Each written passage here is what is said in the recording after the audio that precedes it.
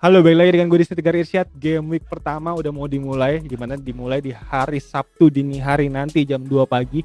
Dan tentunya sekarang saatnya kita bikin video untuk tim selection dan sekaligus final draft untuk di game week pertama besok. Dan juga sekaligus gue mau menyampaikan lagi untuk teman-teman yang belum join Liga Rainbow Indonesia, bisa langsung join aja. Untuk kode liganya ada di video yang ini, sini. Dan sekarang saatnya kita langsung bahas aja untuk tim selection, captain picks, dan juga final draft untuk di game week pertama besok. Kita langsung aja.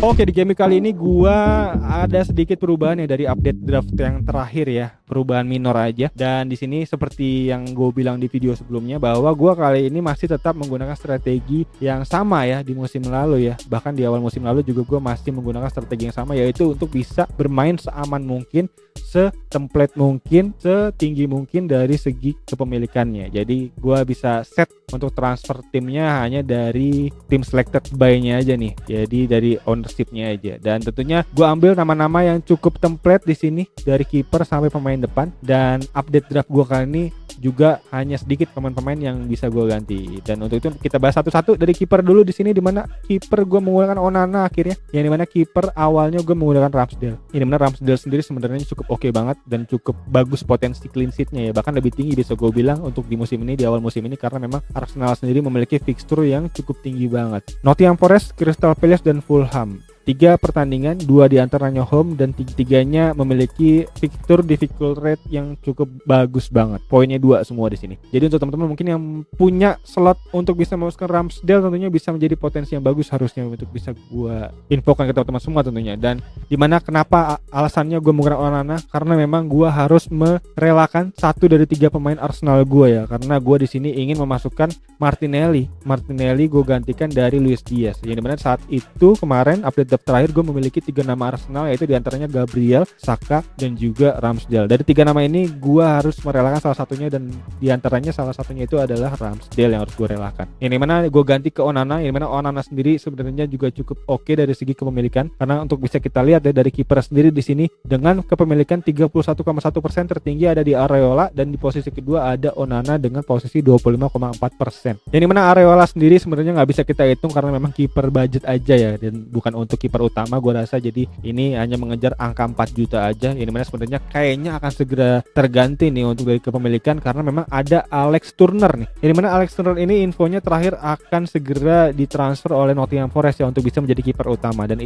jika itu terjadi artinya Alex Turner menjadi kiper 4 juta termurah yang bisa menjadi pemain inti dari segi menit bermain, yang dimana itu artinya cukup oke. Alex Turner bisa kita ambil harusnya nanti setelah ada kabar transfer yang udah valid tentunya ya. Dan selanjutnya kita lihat lagi ke posisi pemain belakang. Di sini ada Stones, Gabriel, dan Estupinan, 3 nama back yang cukup template, cukup umum untuk bisa digunakan oleh teman-teman FPL. Bisa kita lihat ya, dimana Stones di sini gue pakai karena memang lawannya Burnley juga, dan juga sekaligus City memiliki potensi clean sheet yang juga cukup tinggi, dan dimana juga Stones ini untuk gue adalah alternatif dari Alexander Arnold ya, karena memang harganya juga cukup murah dan gaya mainnya juga cukup mirip. Dan juga ditambah lagi Arnold gue cukup agak meragukan ya untuk dari segi clean sheet-nya, karena memang dari 5 pertandingan terakhir Liverpool bisa gue lihat Liverpool hanya 1 kali clean sheet aja ya melawan Leicester City di Singapura kemarin, dan itu membuat gue cukup ragu apakah Arnold menjadi pilihan yang tepat untuk bisa kita maksimalkan dari segi clean sheet atau enggak, karena memang harganya juga cukup mahal. Dan di sini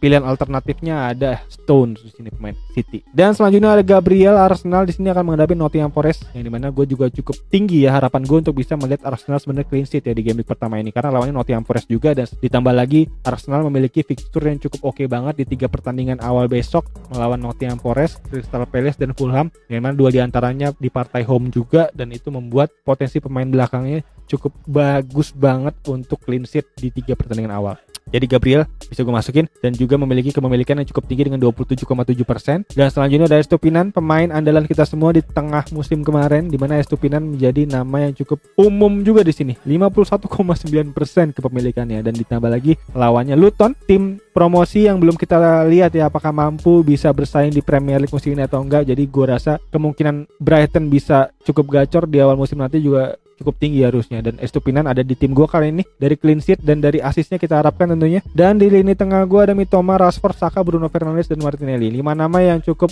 umum ya, cukup lumrah, cukup populer untuk bisa digunakan teman-teman semua di Fantasy Premier League awal musim ini. Dimana Mitoma masih menjadi andalan gue di sini melawan Luton, harusnya bisa menjadi goal getter yang bagus ya, karena memang banyak nama-nama lain yang pindah kayak McAllister yang pindah, dan tentunya ini membuat Mitoma menjadi semakin leluasa untuk bisa bergerak ya, dan itu membuat Mitoma kayaknya akan, mungkin gue rasa analisa gue mungkin akan menjadi pemain yang cukup naik statistik golnya dan juga asisnya di musim ini. Dan selanjutnya ada Rashford di sini. Rashford dimana masih menjadi pemain andalan gue juga di awal musim ini, dimana Rashford sendiri masih cukup gacor ya. Kita bisa lihat ya di tengah musim kemarin sampai di akhir musim kemarin MU cukup gacor banget, dan juga itu berkat andilnya Rashford gue rasa dari gol-golnya dia, dan itu membuat Rashford menjadi nama kunci, nama utama di MU yang nggak bisa tergantikan lah di awal musim ini. Dan itu membuat Rashford harus kita masukin dengan harga 9 juta yang bisa gue bilang notabene cukup murah harusnya dan cukup worth it untuk bisa kita pakai Wolverhampton. Di sini Rashford di posisi midfielder lagi, dimana di posisinya kan sebenarnya ada di depan,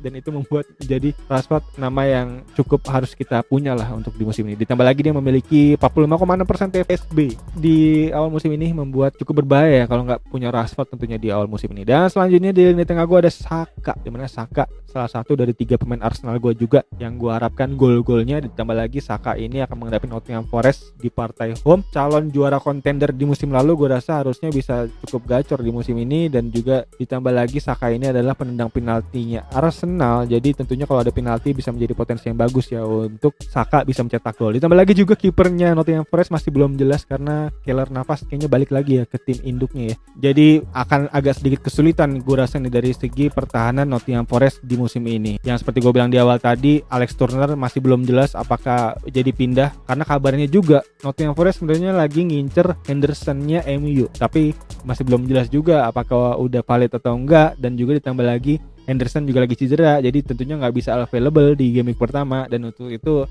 ini menjadi potensi yang bagus untuk lini depan, lini serang Arsenal ya, untuk bisa mencuri gol ke gawang Nottingham Forest besok. Dan selanjutnya ada Bruno Fernandes yang merupakan salah satu pemain premium di 2 musim yang lalu. Di sini ada lagi ya di tim gua, karena memang pertama bergaining harganya cukup oke, dengan harga cuman 8,5 juta dan dengan TSB yang cukup tinggi juga 26,8%, menjadi potensi yang bagus ya untuk bisa kita pakai, dan juga sekaligus potensi yang aman juga untuk bisa kita pakai di tim kita. Di mana Bruno Fernandes memang di musim lalu agak cukup struggle bisa kita lihat, karena memang banyak pemain yang cedera di lini tengah, dan membuat Bruno Fernandes harus sedikit bermain ke dalam ya. Dan di musim ini kayaknya pemain tengah MU udah cukup sembuh, udah cukup oke. Di situ ada Eriksen yang bisa mengisi kembali ya posisi posnya dia di kedalaman tim, dan bisa membuat Bruno Fernandes kembali maju ke depan. Itu harusnya potensinya cukup gacor ya di awal musim ini lawan Wolverhampton. Dan ditambah lagi fixturnya bisa gue lihat juga di sini MU 3 pertandingan awal ada lawan Wolverhampton, Spurs dan juga Nottingham Forest. Dan dimana 2 diantaranya gue rasa harusnya bisa menjadi potensi yang bagus ya, Wolverhampton dan Nottingham Forest di partai home Old Trafford. Dan selanjutnya ada Martinelli, pemain baru gue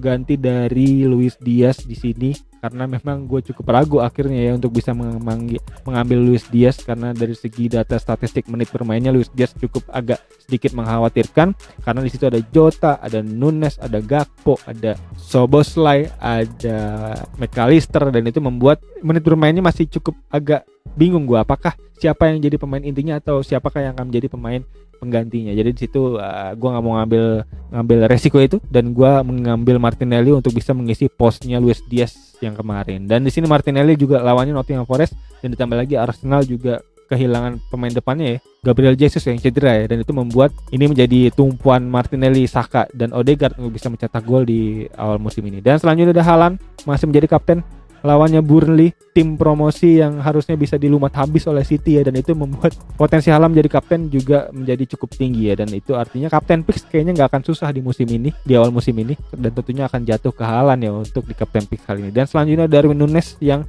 sebenarnya gue agak cukup bingung ya, apakah akan memasukkan Darwin Nunes atau Watkins untuk bisa mengisi lini depan gue. Dan di sini akhirnya gue memilih Darwin Nunes, karena memang Darwin Nunes dari segi data statistiknya cukup oke banget di pramusim kemarin, walaupun memang dari segi menit bermain dia kalah ya daripada Gakpo ya.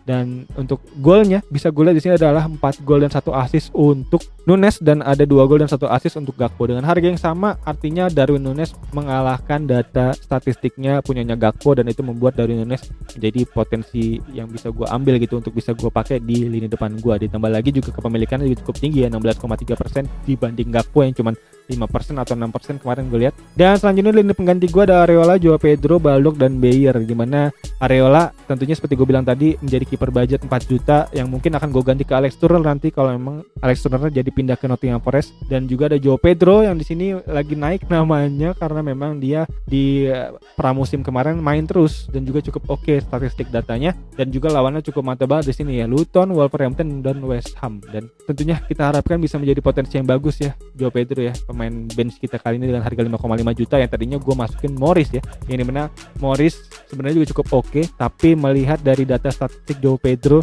yang lebih oke bersama Brighton, lebih terjamin lah gitu dengan cara bermainnya De Zerbi, gue masih mengunggulkan Joao Pedro.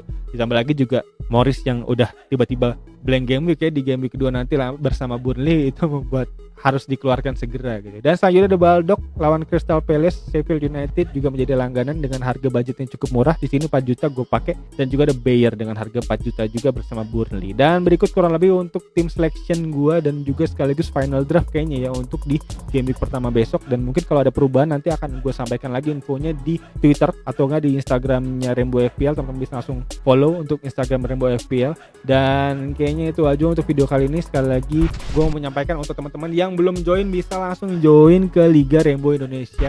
Untuk kode liganya ada di video yang ini, bisa teman-teman langsung klik aja. Dan ya kayaknya itu aja untuk video kali ini. Sekali lagi thank you banget udah nonton. Untuk teman-teman mungkin yang mau live menjelang deadline, mungkin akan gue live juga nanti di Twitch atau mungkin di YouTube live. Dan juga untuk teman-teman yang mau informasi-informasi terupdate, bisa langsung follow aja Instagramnya Rainbow FPL di @RainbowFPL dan Twitter Rainbow FPL di Twitter pribadi gue kayak @garisjat. Dan kayaknya itu aja. Sekali lagi thank you banget udah nonton. Untuk teman-teman yang punya pertanyaan, masukan, saran, kritik, dan nama-nama yang terlewat dari gue, bisa feel free langsung aja nanya di kolom komentar di bawah. Nanti bisa gue jawab semampunya atau seperti biasa. Dan ya kayaknya itu aja. Sekali lagi thank you banget udah nonton. As always seperti biasa gue Tegar Irsyad. Peace out.